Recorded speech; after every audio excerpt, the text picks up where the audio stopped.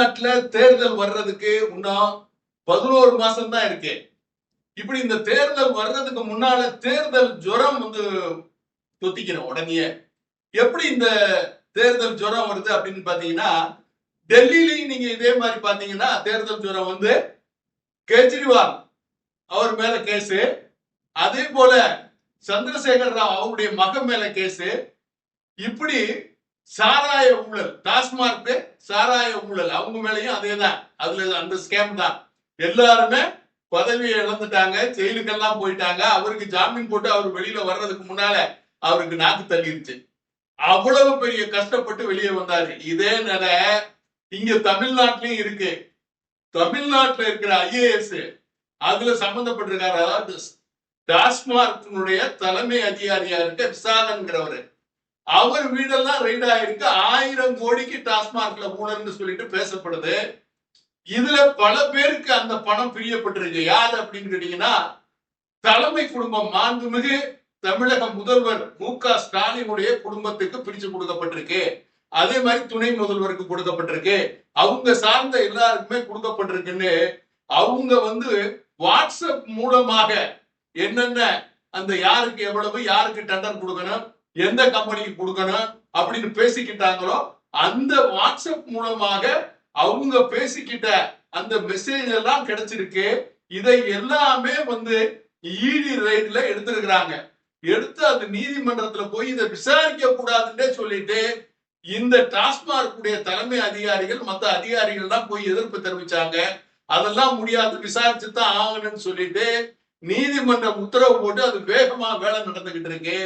இதுல முக்கிய பங்குதாரர்களாக ஒரு 3-4 அமைச்சர்கள் பேர் அடிபட்டு இருக்கு.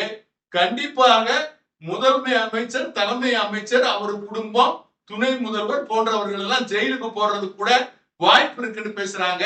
ஆகவே இந்த ஊழல் பண்ற பணங்களை, பல லட்சம் கோடிய ஏழை எளிய மக்களுடைய பணத்தை எதுக்கு பண்றாங்க? தேர்தல் வந்தா மொத்தமா கொடுத்து ஓட்டு அப்படியே விலைக்கு வாங்கிடுவோம். தேர்தல் வந்தா அவங்க எங்க கொண்டு போய், நீங்க நல்லா பார்த்திருப்பீங்க, இடைத்தேர்தல் ஈரோடுல நடக்கும் போது ஆடு மாடுகளை பட்டியல்ல அடைச்ச மாதிரி பட்டியல்ல அடைச்சு ஓட்டு வாங்கினாங்க.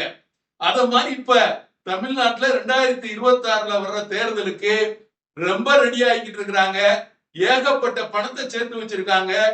ஏழை இங்க ஏழையாகவே இருப்பான். ஜனநாயக நாடா இருக்காது. ஏழை மக்கள் வாழ முடியாது. தொழில்துறை இருக்காது. எல்லா வகையிலும் விலை உயர்வு இருக்கும். ஏழைகளை ஏழையாகவே வச்சு இவங்க கையில எவ்வளவு முடியுமோ அவ்வளவு பல லட்சம் கோடிகளை அவங்க கொண்டு போய் வச்சுக்கிறாங்க. ஒரு குடும்பம் வாழ்றதுக்கு தமிழகத்தில் உள்ள அனைத்து மக்களும் அடிமைகளாக வேலை செய்ய வேண்டிய சூழல் இருக்கு. இது மாறணும்டா 2026ல ஆட்சி மாற்றம் வரணும். ஓட்டுக்கு பணம் வாங்குறத ஏழை எளிய மக்கள் மறுக்கணும். இலவசங்களை வேணான்னு சொல்லணும். எல்லாத்தையும் விழிப்போட பார்க்கணும். முத மாதிரி இல்ல, இப்ப எல்லாரு கையிலையும் ஆண்ட்ராய்டு செல்போன் இருக்கு. எங்க தப்பு நடந்தாலும் உடனே அதை நீங்க எடுத்து உடனே கேள்வி கேட்கணும், எதிர்த்து கேட்கணும். பயப்படக்கூடாது. காவல்துறையை கண்டு பயப்படுறது இல்ல, யாரை பார்த்தும் பயந்த லஞ்சம் வாங்குறவன் அரசு அதிகாரிகளாக இருந்தாலும் சரி, இல்ல அமைச்சர் பெருமக்களாக இருந்தாலும் சரி, யாரா இருந்தாலும் தண்டிக்கப்படணும். குற்றம் குற்றம் தான். யார் செஞ்சாலும் 100 ரூபாய் செஞ்சாலும் குற்றம் தான், லட்சம் ரூபாய் செஞ்சாலும் குற்றம் தான். ஆகவே அதுக்கு விழிப்பாக மக்கள் இருக்க வேண்டும் என்பதற்காகத்தான் தமிழ் மாநில முஸ்லிம் லீக்கின் சார்பாக இந்த காணொலியை உங்களுக்கு கொடுக்கிறோம்.